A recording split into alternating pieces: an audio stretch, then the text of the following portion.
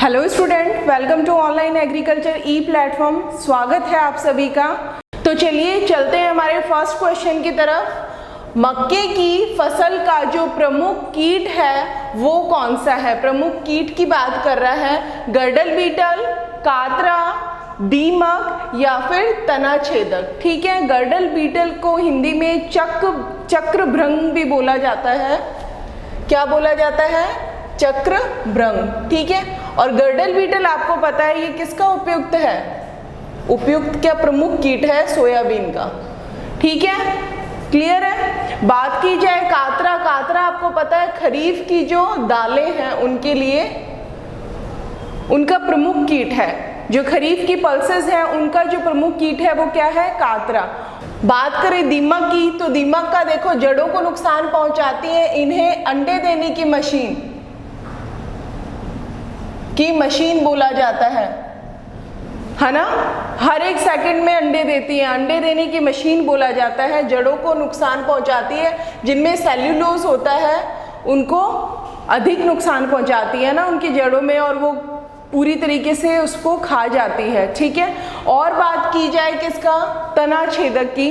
तना जो छेदक है जिसे आप क्या बोलते हैं? स्टेम बोरर बोलते हैं। ये क्या है? ये मक्के की फसल को, इवन ज्वार की फसल को भी बहुत नुकसान पहुंचाता है। इसका नाम क्या होता है? चिलोपार्टिलस। ठीक है, ये आपका फर्स्ट ऑप्शन गर्डल बीटल है, वो सोयाबीन की क्रॉप को ज़्यादा नुकसान पहुंचाएगी। कातरा एमसेक्ट मोराई है, वो खरीफ की पल्सेस है उनको नुकसान पहुंचाएगा। टर्माइट जिसे अंडे देने की मशीन बोला जाता है वो जड़ों को ज़्यादा हार्म करती है। और जो तना छेदक है जो तने में बोर करता है, स्टेम बोरर है, वो किसको? ज्वार हुआ, मक्का हुआ, इनको ज़्यादा अधिक नुकसान पहुंचाता है, चिलोपार्टिलस। ठीक है, नेक्स्ट क्वेश्चन हमारा क्या है? आलू के कंदों की वृद्धि या फिर कंद फॉर्मेशन बोलते हैं ना, ट्यूबर फॉर्मेशन के लिए उपयुक्त तापमान कितना होता है?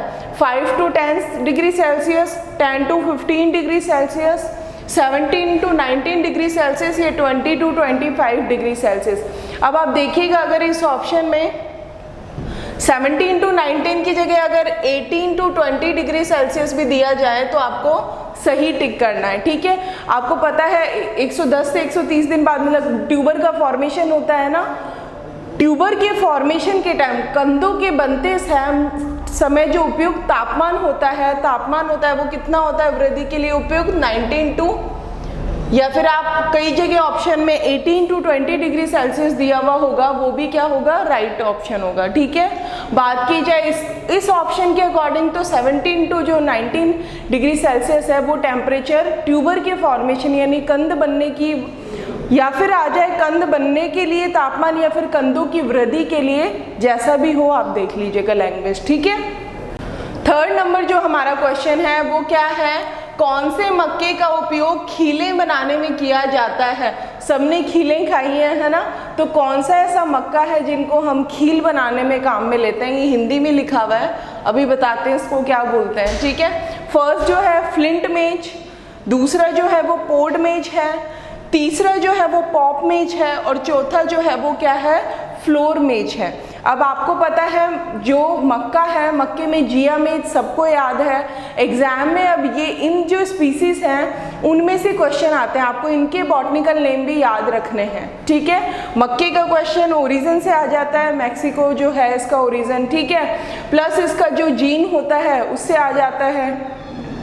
आपको पहले वाले लेक्चर में भी क्या डिस्कस किया हुआ है, प्रोटीन का नाम इसका जीन है, और जो इसका खुद का जीन है ड्वार्फिंग वो क्या है? ओपेक 2 है, फ्लोरी 2 है।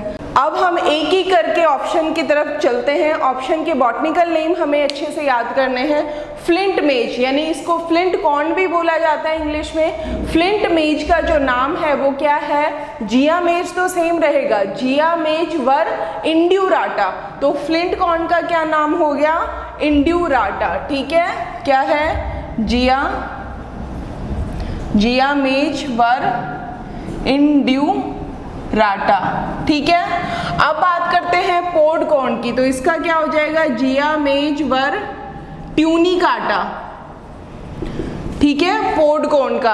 अब बात की जाए किसकी, पोप मेज या पॉपकॉर्न की बात की जाए तो आपको पता है पॉपकॉर्न जो है उसे सबसे ज़्यादा हम किस में काम में लेते हैं, खील बनाने में काम में लेते हैं, जिसे आप क्या बोलते हैं, पॉपकॉर्न ही बोलते हैं। क्लियर है। जब हम 170 डिग्री सेल्सियस पे इनके दानों को जब हीट अप करते हैं तो वो क्या फूल के पॉपकॉर्न में कन्वर्ट हो जाते हैं, ठीक है, और वो काफ़ी बढ़िया भी लगते हैं। तो पॉपकॉर्न की बात की जाए तो जिया, मेज, वर, इवर्टा। अब आप ये नाम याद करना, जैसे पॉपकॉर्न उछलते हैं ना तो वो इवर्ट होते हैं, तो क्या है, इवर्टा। ठीक है, 4 नाम याद हो जाएंगे आपको। फ्लोर कॉर्न की बात करें तो जिया, मेज, वर, अमाइलेसा।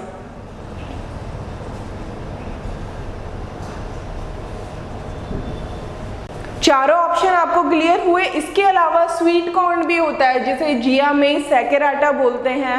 ठीक है, इसके बाद हमारा अब देखिएगा ये जो फ्लिंट कॉर्न है ये सबसे ज़्यादा इंडिया में ग्रो किया जाता है, कौन सा, इंड्यूरेटा वाला। और आपको पता है अमेरिका में जो सबसे ज़्यादा ग्रो किया जाता है वो डेंट कॉर्न है।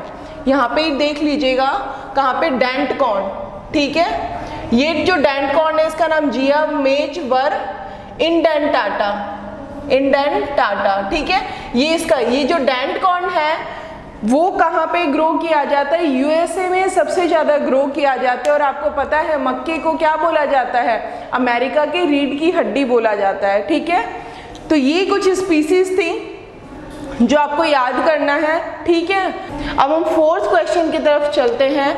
निम्न में से धनिया, कोरिएंडर की किस्म कौन सी है, कोरिएंडर की वैरायटी बतानी है आपको। फर्स्ट जो ऑप्शन है पंत हरितमा, सेकंड जो है वो राजेंद्र क्रांति है, थर्ड जो है RZ19 है, फोर्थ जो है वो क्या है, पूसा सदाबहार है। तो बात की जाए धनिये की तो धनिये की जो वैरायटी है इनमें से वो कौन सी है, पंत हरितमा। इंपॉर्टेंट है, अच्छे से याद कीजिएगा। बात की जाए राजेंद्र क्रांति, राजेंद्र क्रांति है मेथी की वैरायटी। क्लियर है। और जो RZ यानी राजस्थान जीरा, ये किसकी है भाई, जीरे की वैरायटी है। ठीक है, 19। पूसा सदाबहार की बात करें तो आप देखिए पूसा सदाबहार 3 हम जब बात करते हैं देखिए किस किस की है, टमाटर में भी हमने पढ़ी है, मिर्च में भी हमने ये पूसा सदाबहार को पढ़ा है, और ग्वार की भी जो किस्म है वो कैसी है, पूसा सदाबहार। जो क्या होती है, जैसे मिर्च में तो और टमाटर में आपको पता है तीनों ऋतुओं में ही आती है, तीनों है ना, रबी में, खरीफ में, जायद में, तीनों में हम उगा सकते हैं। तो सदाबहार का मतलब क्या, ऐसी वैरायटी जो तीनों मौसम में उगाई जाए। ठीक है, ग्वार की जो है वो क्या, खरीफ और जायद में उगाने के लिए ये सबसे अच्छे, दोनों सीजन में आप इसे आराम से उगा सकते हो। और अगर आपको ओनली सदाबहार पूछ ली जाए तो सदाबहार किसकी होगी, मैंगो की। ठीक है, आम की। क्लियर है। निम्न में से मेथी की किस्म है, अब देखिए यहाँ धनिये की पूछी थी और यहाँ किसकी पूछी है, मेथी की पूछी है। तो आपको पता है एक तो मेथी की हमें 2 वैरायटी याद हो जाएंगी ऐसे। बात की जाए फर्स्ट तो राजेंद्र क्रांति, इंपॉर्टेंट वैरायटी है राजेंद्र क्रांति, एग्जाम में पूछ लेते हैं। सेकंड जो है RCR20, सेकंड जो है वो क्या है, RMT 143, थर्ड जो है RF101 और RF125। ये 4 ऑप्शन है। बात की जाए पहले की RCR यानी ये क्या है, ये किसकी है, ये धनिये की वैरायटी है, धनिये की किस्म है। तो धनिये की कौन सी हो गई, एक तो पंत हरितमा हो गई इंपॉर्टेंट, और एक आपकी RC20 जो RCR20 है ये किसकी है, ये भी धनिये की है। बात की जाए मेथी की RMT 143 जो है ये किसकी है, मेथी की वैरायटी है। मेथी को क्या बोलते हैं, फेनुग्रीक। ठीक है। बात की जाए RF यानी राजस्थान फेनल, फेनल क्या होती है, सौंफ, सौंफ की वैरायटी है। और आप RF125 भी है, वो किसकी है, सौंफ की ही वैरायटी है। तो देखिए यहाँ से कितनी वैरायटी याद हो गई। धनिये की जो वैरायटी है वो पंत हरितमा भी है, धनिये की वैरायटी RCR20 भी है। बात की जाए किसकी, मेथी की, मेथी की आपकी राजेंद्र क्रांति भी है, और RMT 143 जो है वो भी किसकी है, मेथी की है। और बात की जाए सौंफ की राजस्थान फेनल यानी RF 101 है और RF 125 जो है वो भी किसकी है, वो भी मेथी की सौंफ की है। ठीक है, तो ये कुछ इतने से में हमें काफ़ी कुछ सीखने को मिला। अब हम नेक्स्ट क्वेश्चन की तरफ। नंबर हमारा जो क्वेश्चन है वो क्या है, सोयाबीन के दानों में तेल और प्रोटीन का जो प्रतिशत कितना होता है वो हमें बताना है, तेल और प्रोटीन का। ऑप्शन अच्छे से देखिएगा, आप लोगों को आता है 20% ऑयल 20% प्रोटीन, 40% ऑयल 20% प्रोटीन, बात की जाए 20% ऑयल 40% प्रोटीन या फिर इनमें से कोई नहीं। तो आपको पता है आप ये ऑप्शन इजीली कट कर सकते हैं। ठीक है, 20-20 नहीं होता है। बात की जाए इन दोनों क्वेश्चन में तो ऑलमोस्ट सेम है, बट इन्होंने देखो पहले तेल का पूछा है तो हमें आंसर भी क्या करना होगा, पहले ऑयल का करना होगा, बाद में प्रोटीन का करना है। तो आपको पता है सोयाबीन में 40% ऑयल नहीं होता, 20% होता है, 40% तो या 42% तो क्या होता है, प्रोटीन होता है। तो बात की जाए ये ऑप्शन, तो ये ऑप्शन जो राइट होगा वो आपका ये होगा, ऑयल जो होगा वो 20% होगा और प्रोटीन जो होगा वो 40% होगा। क्लियर है, पल्सेस में जो सबसे ज़्यादा प्रोटीन कंटेन होता है वो किस में होता है, सोयाबीन में होता है, ग्लाइसिन मैक्स में होता है। क्लियर है, नेक्स्ट ऑप्शन की तरफ चलते हैं। 7 नंबर क्वेश्चन क्या है हमारा, अधिकीलन। देखिए हिंदी में बोला जाता है इसे अधिकीलन, ठीक है, कील निकलती है। बात की जाए इंग्लिश में तो उसको बोला जाता है पैगिंग। पैगिंग किस फसल से संबंधित है, अब आप अच्छे से जानते हैं पैगिंग क्या होती है, क्रॉप में हम अच्छे से डिटेल में पढ़ते हैं इन सब चीज़ों को, कपास में, गन्ना में, तंबाकू में या फिर मंकी नट में। अब आप इन चारों में से बताइए जो फिर अधिकीलन या पैगिंग होती है वो किस में होती है। बात की जाए कपास में तो कपास में क्या होता है, आप जानते हैं क्या होता है, गिनिंग, ये जिसे जिनिंग भी बोल देते हैं, जिसे हिंदी में क्या बोलते हैं, उटाई बोलते हैं। ठीक है, और हमने पहले प्रीवियस क्वेश्चन में ये पढ़ रखा है पूरे फॉर्मूले समेत कैसे कैसे होता है। ठीक है, जो बिनोले होते हैं उसमें बीज और वो जो फज होते हैं उनको अलग करना, गिनिंग सिंपल वे में। गन्ने में क्या क्या होती है, रैटूनिंग, और क्या होती है, प्रॉपिंग,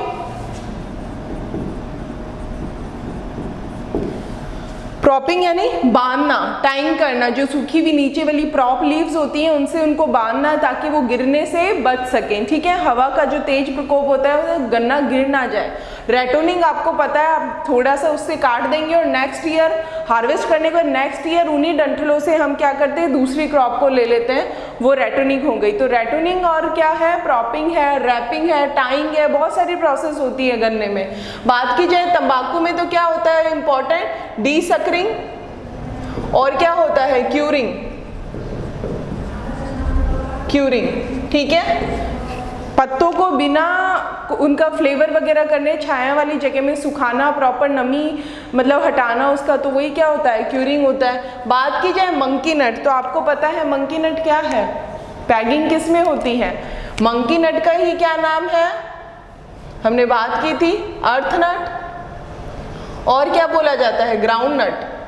और ग्राउंड नट किसको बोलते हैं आपको पता है अच्छे से, मूंगफली को बोला जाता है। मंकी नट ही इसका आंसर होगा। क्लियर है, पैगिंग जो होती है वो किस में होती है, मंकी नट, अर्थ नट, ग्राउंड नट, मूंगफली में होती है। ठीक है, मूंगफली की बात की जाए, इसे आपको पता है तिलहनी में बहुत ज़्यादा इंपॉर्टेंट क्रॉप है और इसे क्या बोला जाता है, राजस्थान या गरीब का बादाम बोला जाता है। क्लियर है, बोलते हैं ना।